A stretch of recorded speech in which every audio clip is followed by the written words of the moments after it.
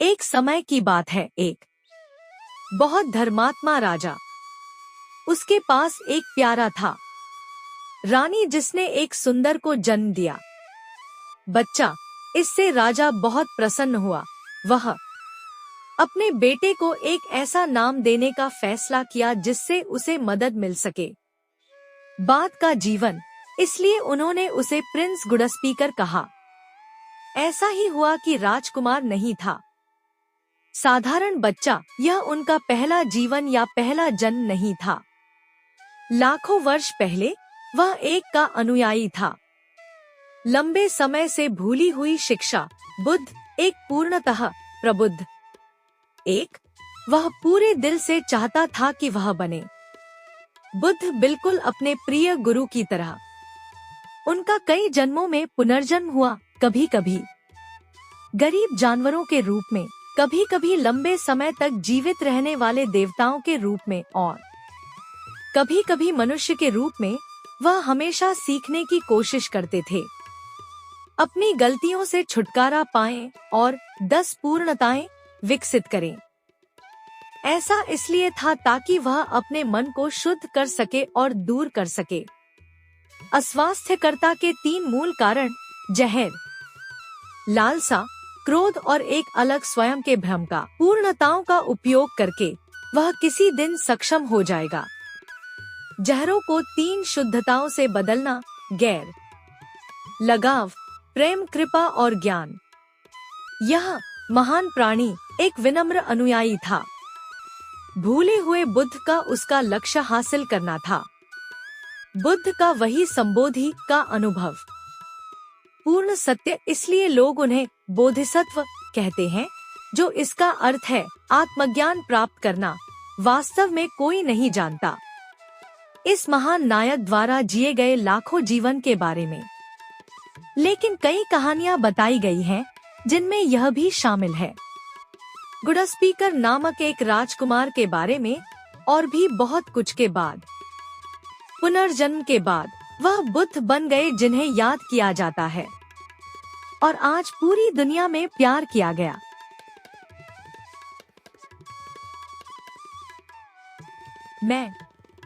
समय आने पर रानी ने एक और पुत्र को जन्म दिया, जिसका नाम प्रिंस मून रखा गया। कुछ ही समय बाद दोनों बच्चे अपनी माँ के साथ घूमने लगे। अचानक बहुत बीमार हो गए और मर गए। उसे अपने चंचल बच्चों की देखभाल में मदद करने के लिए राजा को अपनी नई रानी बनने के लिए एक राजकुमारी मिली। कुछ वर्ष बाद इस रानी ने एक सुंदर तेजस्वी को जन्म दिया, छोटा लड़का। उनका नाम प्रिंस सन रखा गया। राजा के बाद से वह बहुत खुश था। वह अपनी रानी को खुश करना चाहता था और तीनों बच्चों के पालन पोषण के लिए उसे इनाम दे, इसलिए वह उसकी एक इच्छा पूरी करने का वादा किया। रानी ने विचार किया और कहा, धन्यवाद मेरे प्रभु, मैं अपनी इच्छा पूरी करूंगा। कभी भविष्य में। जैसे जैसे समय बीतता गया, 3 राजकुमार बड़े हुए। अद्भुत चंचल युवा। रानी ने वह देख लिया। प्रिंस गुडस्पीकर बुद्धिमान और समझदार थे। उसने सोचा, अगर ये दोनों बड़े राजकुमार अंदर रह गए महल, मेरे बेटे प्रिंस सन को कभी मौका नहीं मिलेगा राजा बनो, इसलिए मुझे उसे बनाने के लिए कुछ करना होगा। अगला राजा। एक दिन जब राजा अच्छे मूड में था, रानी आदरपूर्वक उसके पास आई और याद दिलाया उसे वादा की गई इच्छा का। वह बहुत खुश था और बोले, जो मांगना हो मांग लो। रानी ने कहा, ओह मेरे पति और राजा, प्रक्रिया के बाद वह अनुदान दे। आपका जीवन समाप्त हो गया है। मेरा बेटा प्रिंस सन अगला होगा। राजा। इस अनुरोध से राजा आश्चर्यचकित रह गए। वह गुस्सा हो गए और बोले, मेरे पहले 2 बच्चे ऐसे ही हैं, चमकीले तारे। मैं अपने तीसरे को राज्य कैसे दे सकता हूँ? बेटा, सारे लोग मुझ पर दोष लगाएंगे। ऐसा नहीं हो सकता। हो गया। रानी चुप रही। राजा जितना प्रसन्न था, अब उतना ही प्रसन्न हो गया, उतना ही दुखी। वह डर गया और संदेह से भर गया। उसे संदेह था कि रानी उसकी पहली पत्नी को नष्ट कर सकती है। कुछ दुष्ट तरीकों से बच्चे पैदा करना। उन्होंने यह निर्णय लिया।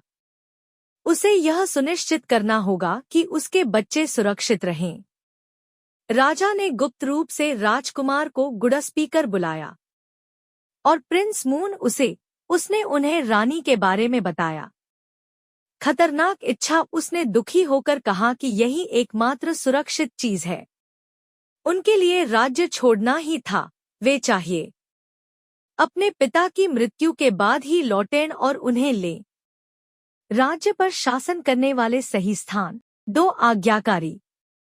राजकुमारों ने अपने पिता का आदेश स्वीकार कर लिया और इसके लिए तैयार हो गए। छुट्टी। कुछ ही दिनों में वे तैयार हो गए। उन्होंने अपना कहा, अपने पिता और दोस्तों को दुखद अलविदा कहा और चले गए। महल, शाही उद्यानों के रास्ते पर वे राजकुमार सूर्य के पास आए। वह हमेशा से बहुत था, अपने 2 बड़े आधे के प्रति स्नेही और मैत्रीपूर्ण।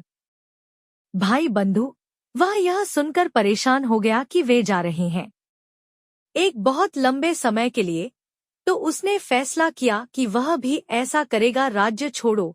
तीनों मित्र राजकुमार चले गए एक साथ। कई महीनों तक उन्होंने यात्रा की, जब तक कि वे विशाल हिमालय के वन देश में पहुंचे। वे बहुत थक गए थे और एक पेड़ के नीचे बैठ गए। सबसे बड़े भाई प्रिंस गुडस्पीकर ने कहा, सबसे छोटे राजकुमार सुन, कृपया पास में जाए, झील बनाएं और कुछ कमल के पत्तों में पानी भरें। उन्हें लाओ, यहाँ वापस आओ ताकि हम सब पी सकें। वे नहीं जानते थे कि सुंदर अंधेरा है। नीली झील पर एक जल दानव का कब्जा था। वह था। उसके राक्षस शासक ने उसे किसी भी प्राणी को खाने की अनुमति दी, पानी में जाने के लिए मना सके। वहां भी था एक शर्त, वह किसी को भी नहीं खा सकता था जो जानता था। प्रश्न का उत्तर की शिक्षा क्या है? भगवान का। जब राजकुमार सूर्य झील के तट पर पहुंचे, सूखा, गंदा और थका हुआ होने के कारण वह सीधे अंदर चला गया। बिना किसी जांच के अचानक पानी राक्षस पानी के अंदर से उठा और उसे पकड़ लिया। उन्होंने उससे पूछा, देवताओं की शिक्षा क्या है? प्रिंस सन ने कहा, मुझे इसका उत्तर पता है। सूरज और चंद्रमा देवताओं की शिक्षा है। आप देवताओं की शिक्षा को नहीं जानते, इसलिए तुम हो मुझे, जल दानव ने कहा। फिर उसने प्रिंस सन को खींच लिया पानी के नीचे और उसे एक गहरी गुफा में बंद कर दिया। चूंकि प्रिंस सन को देरी हो गई थी, प्रिंस गुड वक्ता ने दूसरे भाई प्रिंस मून को जाने के लिए कहा, झील के नीचे जाओ और कमल के पत्तों में पानी लेकर आओ। जब वह वहां पहुंचा तो वह भी सीधे पानी में चला गया, बिना जांच किए। फिर प्रकट हुआ जल दानव, उसे पकड़कर पूछा, क्या उपदेश है? भगवान का। प्रिंस मून ने कहा, मुझे इसका उत्तर पता है। 4 दिशाएं, उत्तर, पूर्व, दक्षिण और पश्चिम, ये देवताओं की शिक्षाएं हैं। तुम्हें नहीं मालूम? देवताओं की शिक्षा, तो तुम मेरे हो, उत्तर दिया जल दानव। फिर उसने प्रिंस मून को अंदर बंद कर दिया। प्रिंस सन के साथ वही पानी के नीचे की गुफा। जब उसके दोनों भाई प्रिंस वापस नहीं आए, गुडस्पीकर को चिंता होने लगी कि वे कुछ में हो सकते हैं खतरा। अतः वह स्वयं सुंदर अंधेरे में उतर गया। नीलवर्ण झील। चूंकि वह एक बुद्धिमान और सावधान व्यक्ति था, इसलिए उसने ऐसा किया, सीधे पानी में न जाएं। इसके बजाय उन्होंने जांच की और देखा कि वहां 2 जोड़ी पदचिह्न थे जो आगे बढ़ रहे थे झील में, लेकिन फिर बाहर नहीं आ रहा। बचने के लिए उसने स्वयं अपनी तलवार और धनुष बाण तैयार किए। वह झील के चारों ओर घूमने लगा, यह देखते हुए कि यह राजकुमार सीधे अंदर नहीं जाता। झील जल दानव के भेष में उसे दिखाई दी एक विनम्र ग्रामीण। उसने उससे कहा, मेरे प्रिय मित्र, तुम अधिक चलने से थके हुए और गंदे दिखें, क्यों नहीं आप पानी में उतरें और स्नान करें, पिएं और कुछ कमल की जड़ें खाएं। एक तरफा पदचिन्हों को याद करते हुए राजकुमार गुडस्पीकर ने कहा, तुम अवश्य ही किसी प्रकार के राक्षस होगे। इंसान के वेश में तुमने मेरे साथ क्या किया? भाई बंधु, इतनी जल्दी पहचाने जाने पर आश्चर्य हुआ। जल दानव अपने असली क्रूर रूप में लौट आया। उसने बुद्धिमान राजकुमार को उत्तर दिया, मेरे अधिकार से मेरे पास है। तुम्हारे भाइयों को पकड़ लिया। राजकुमार ने पूछा, किस कारण से? ताकि जल्द ही मैं उन्हें निगल सकता हूँ, राक्षस ने उत्तर दिया। मैं उन सभी को खाने के लिए मेरे राक्षस शासक से अनुमति ले, जो इस झील में उतरते हैं और जो इसकी शिक्षा नहीं जानते। भगवान, यदि कोई देवताओं की शिक्षा जानता है, मुझे उसे खाने की अनुमति नहीं है।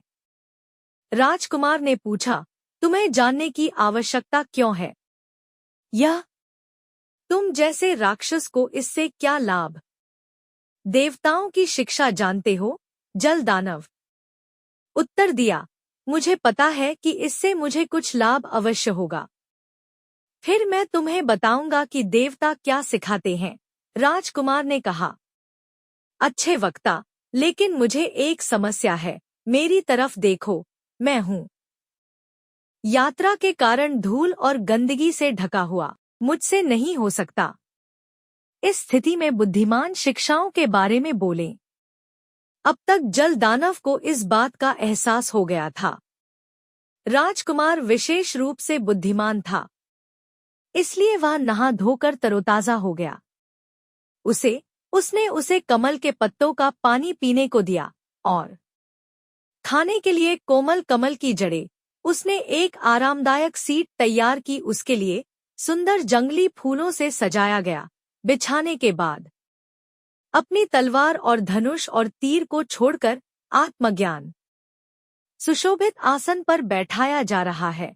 क्रूर राक्षस बैठ गया, उनके पैरों के पास, ठीक वैसे ही जैसे कोई विद्यार्थी किसी आदरणीय की बात सुन रहा हो। अध्यापक प्रिंस गुडस्पीकर ने कहा, यही शिक्षा है देवताओं का। आपको ये सब करने में शर्म आनी चाहिए।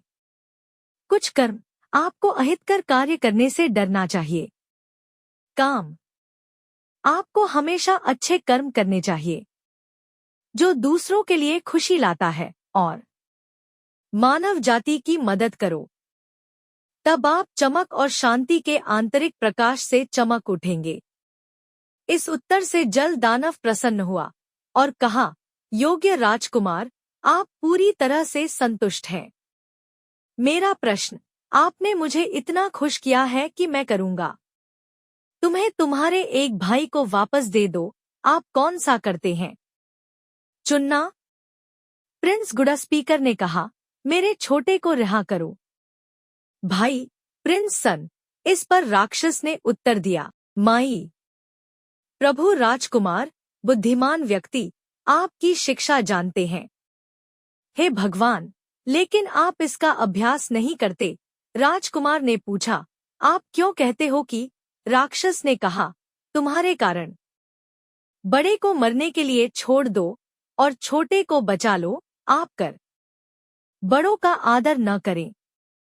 तब राजकुमार ने कहा, हे राक्षस, मैं जानता हूँ देवताओं की शिक्षा और मैं इसका अभ्यास करता हूँ। हम तीन सबसे छोटे होने के कारण राजकुमार इस जंगल में आए। भाई, उसकी माँ ने हमारे पिता से राज्य मांगा। उसके लिए तो हमारी सुरक्षा के लिए हमारे पिता ही थे, हमें यहाँ भेजा। युवा राजकुमार सन हमारे साथ शामिल हुए। दोस्ती का, लेकिन अगर हम बिना कोट लौटे उसे और कहते हैं कि उसे एक जल दानव ने खा लिया था, देवताओं की शिक्षा जानना चाहता था, कौन जानेगा।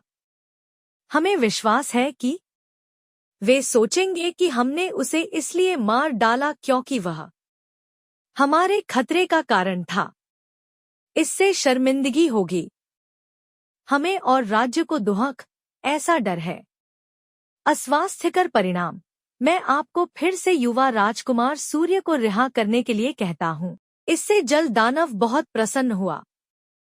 उत्तर दीजिए कि उसने कहा, शाबाश शाबाश मेरे प्रभु, आप देवताओं की सच्ची शिक्षा को जानते हैं और आप जानते हैं। उस सच्ची शिक्षा का अभ्यास करो, मैं खुशी से दोनों वापस दे दूंगा।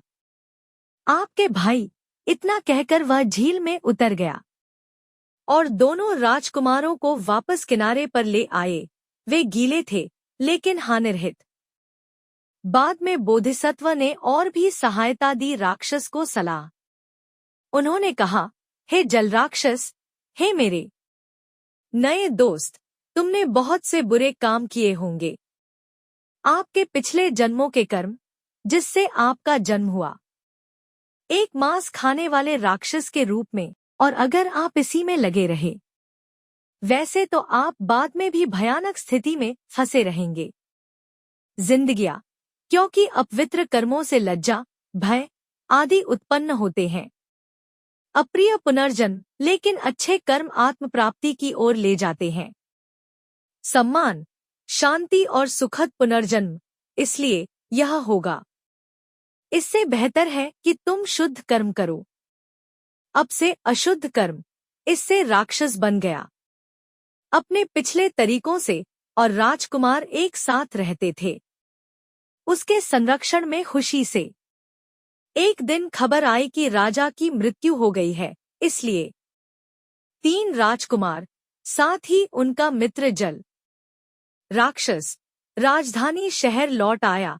प्रिंस गुडस्पीकर राजा के रूप में राज्याभिषेक किया गया। प्रिंस मून प्रमुख बने, मंत्री और राजकुमार सूर्य सेनापति बने। सेना, जल दानव को एक सुरक्षित स्थान प्रदान किया गया। रहते थे जहां उसे अच्छी तरह से खाना खिलाया जाता था, उसकी देखभाल की जाती थी और उसका मनोरंजन किया जाता था। तुम्हारी बाकी बची जिंदगी के लिए इस प्रकार उन सभी ने अधिग्रहण कर लिया। संपूर्ण मेधावी विचार जो पुनर्जन्म की ओर ले जाते हैं। एक स्वर्ग लोक।